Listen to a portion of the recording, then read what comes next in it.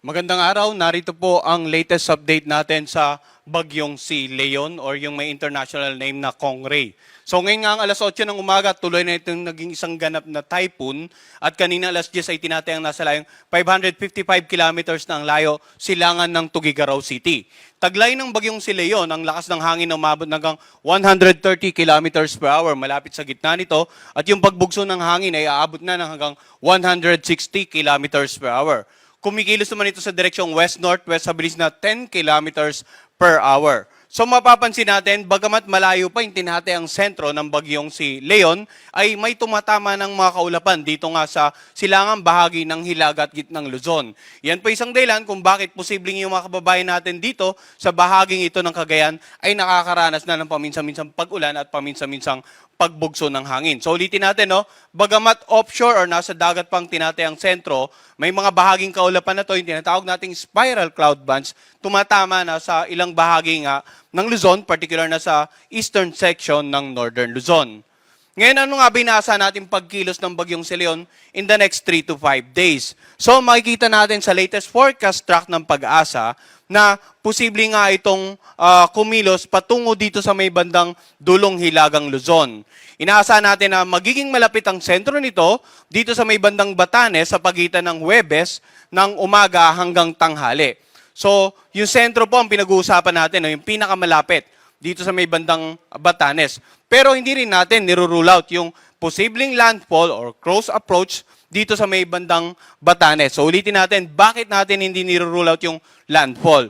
Titingnan natin yung center track, mapapansin natin na halos dito sa may mga dagat sa pagitan ng Batanes Group of Island, tatama yung center track. Pero kung titingnan din natin yung area of probability, nagpapakita ng mga posibleng senaryo na ang sentro ng bagyong si Leon ay kumilos ng mas malayo dito sa pinoproject nating center track. So, ano nga ba yung ibig nating sabihin nito? Dapat handa yung mga kababayan natin, hindi lamang dito sa Batanes or Babuyan, kundi sa mga ilang bahagi ng Cagayan area sa possible landfall scenario.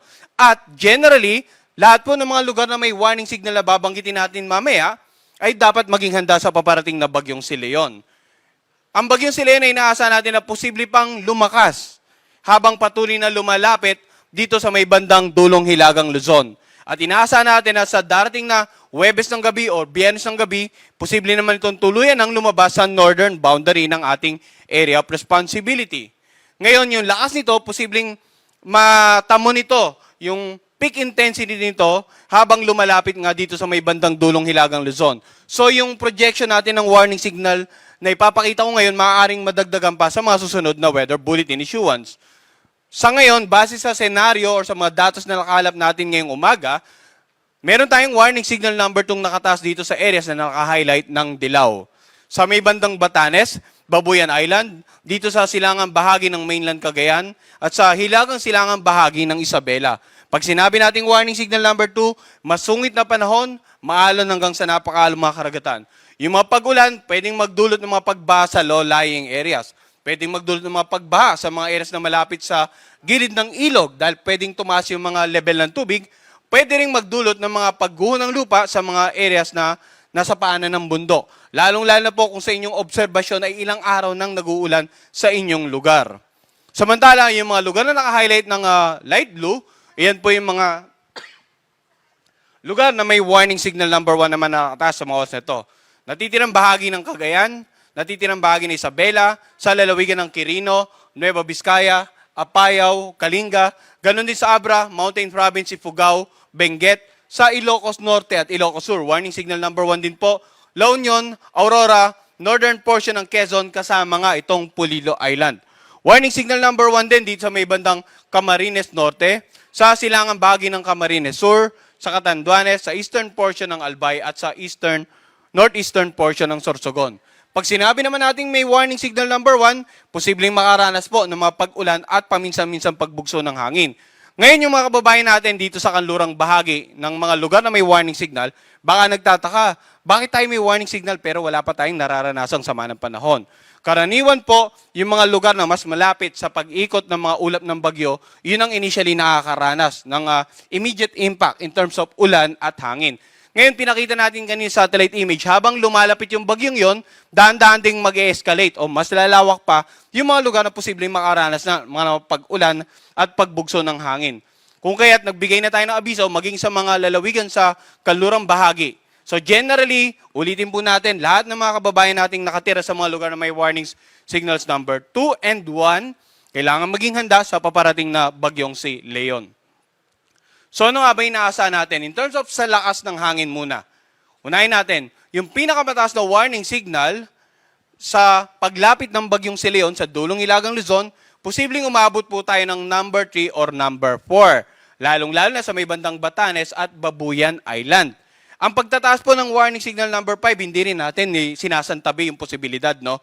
So, kung patuloy itong kikilos, asahan natin sa ngayon, meron lang tayong warning signals number 2 and 1. Sa mga susunod na Tropical Cyclone Bulletin, maaring ma-upgrade pa yung warning signals. Maaring magkaroon tayo ng warning signals number 3, 2, and 1 sa nakararaming bahagi po ng Northern and Central Luzon. At maging sa ilang bahagi nga ng Southern Luzon, pwedeng magkaroon tayo na or ma-maintain yung current na warning signal number 1. In terms of paulan naman, ano nga ba inaasahan natin? Ngayong araw hanggang bukas, asahan po ang mga pag-ulan na more than 200 millimeters. Torrential rains na po yun, no? Batanes, Cagayan, including Babuyan Island. Samantala, heavy to intense rains sa Ilocos Norte, Apayao, Isabela, Occidental Mindoro, at Antique. Samantalang moderate to heavy rains naman, Ilocos Sur, Abra, Kalinga, Calamian Island, Romblon, Negros Occidental, at Aklan. So, maaaring magtataka yung mga kababayan natin, but may mga ilang lugar dito sa kanlurang bahagi ng Southern Luzon at ng Visayas ang may tinatayang pag-ulan. Aside sa lugar na direktang maapektuhan ng bagyo, yung trough or extension ng bagyong si Leon ay umaabot nga sa ilang bahagi ng Katimugang Luzon at ng Kabisayan. Kaya may mga projection po tayong paulan sa mga ilang lugar dito within the next 24 hours. Simula bukas ng hapon hanggang sa darating na hapon, mayroon tayong mga pag-ulan, torrential rains, Batanes, Cagayan, including Babuyan Island, heavy to intense rains, Ilocos Norte, Apayao, Isabela, Calamian Island, Occidental Mindoro at Antique, moderate to heavy rains, Ilocos Sur, Abra, Bataan, Cavite, Batangas, Romblon at Aklan. Sa darating naman na Huwebes ng hapon hanggang Biyernes ng hapon, torrential rains pa rin, Batanes and Babuyan Island, heavy to intense rains, mainland Cagayan, Calamian Island at Occidental Mindoro, moderate to heavy rains, Ilocos Norte, Zambales, Bataan, Cavite, Batangas, Romblon at Antique. So kung mapapansin natin, over the next 2 to 3 days, talagang maraming paulan tayong inaasahan. Dito nga sa may bandang dulong Hilagang Luzon, Batanes at Babuyan Island, at maging dito sa may bandang Cagayan area ng Northern Luzon. Pero habang lumalapit yung bagyo, mas nadadagdagan pa yung mga lugar na inaasahan nating makakaranas ng pag-ulan. Ang rainfall forecast naman natin, ina-update po natin sa pamamagitan ng ating weather advisory na ipinapalabas po natin kasabay ng ating tropical cyclone bulletin. Maaring may mga lugar pang madagdag sa mga susunod na issuance, kaya antabayanan nyo rin po yung nabanggit nating forecast product. In terms of lakas ng hangin, asahan po natin yung pagbugso ng hangin ngayong araw sa Bataan, Metro Manila, Calabarzon, Mimaropa, ganon din sa Bicol Region, Visayas, Dinagat Island, Surigao del Norte at Camiguin. So mapapansin natin, hindi lamang yung mga lugar na may warning signal ang posibleng makaranas ng mga paminsan-minsang pagbugso ng hangin. Samantala bukas, may mga pagbugso pa rin ng hangin sa Bataan, Metro Manila, Calabarzon, Mimaropa, Bicol Region, nakararaming bahagi ng Visayas at Dinagat Island. Sa darating na Huwebes, pagbugso ng hangin, Aurora, Quezon, Mimaropa, Bicol Region, Dinagat Island at Bicol Region. So itong mga lugar na binanggit nating may strong to gale force na pagbugso, kasama pa dyan yung mga lugar na binanggit nating may mga warning signals number 2 and 1 kanina, yung malalakas na hangin, pwede pong makasira ng mga bahay na gawa sa light materials, pwedeng makapagpatumba ng mga ilang uri ng pananim, at sa mga lugar na may warning signals number 2 and 1, pwedeng makapagpatumba ng mga poste ng kuryente. So, habang papalapit itong bagyo, as much as possible, kailangan updated po tayo sa information, number 1. Number 2, kailangan patuloy din yung coordination natin and cooperation with our local government units at saka local disaster risk reduction managing officers para sa patuloy na gawaing pangkaligtasan, disaster preparedness and mitigation habang malayo pa yung bagyong si Leon. Samantala, ano naman ang magiging lagay ng pag-alo ng karagatan, lalo na parating nga itong bagyong si Leon, no? May nakataas na po tayong gale warning sa mga karagatan sa paligid nga ng Batanes, Cagayan kasama ang Babuyan Island, ganun din sa mga karagatan sa paligid ng Isabela, Ilocos Norte, dito sa bandang northern part, dito nga sa karagatan sa paligid ng Aurora, Quezon kasama yung mga karagatan sa paligid ng Polillo Island, sa eastern coast ng Camarines Norte at sa Catanduanes area. Ang gale warning naman ay patungkol sa lagay ng pag-aalon ng mga karagatan at dito sa naka-highlight ng pula, as much as possible na wag na pong pumalaot ang anumang uri ng sakyang pandagat. Lalong-lalo na yung mga mangisda.